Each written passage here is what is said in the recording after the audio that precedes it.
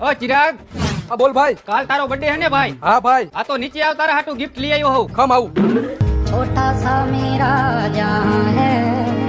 હાલ ભાઈ, હવે તારી આંખું બંધ કરી દે ને હાથ આગળ કર, તારા હાટુ હું ગિફ્ટ લઈને આવ્યો હોઉં.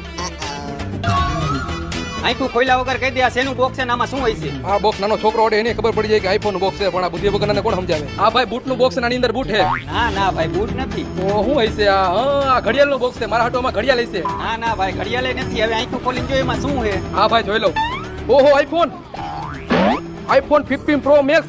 પણ ભાઈ, તારે આટલો બધો મારા હાટો મોંઘો ફોન લેવાની શું જરૂર હતી? અરે ભાઈ, મને કઈ મોંઘો નથી પડ્યો. આ તારું આધાર કાર્ડ મારી પાસે પડ્યું હતું. મેં કાલ તારી પાસે ઓટીપી મંગાવ્યો, તે મને આપ્યો અને તારા નામ ઉપર આ ફોન હું લઈ આવ્યો. મેં ખાલી 2000 રૂપિયા ડાઉન પેમેન્ટ કર્યું છે. બાકીના હપ્તા તારે ભરવાના.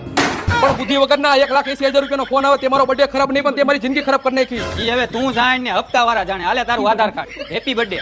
એ થેન્ક યુ મારા કાળજાના કટકા.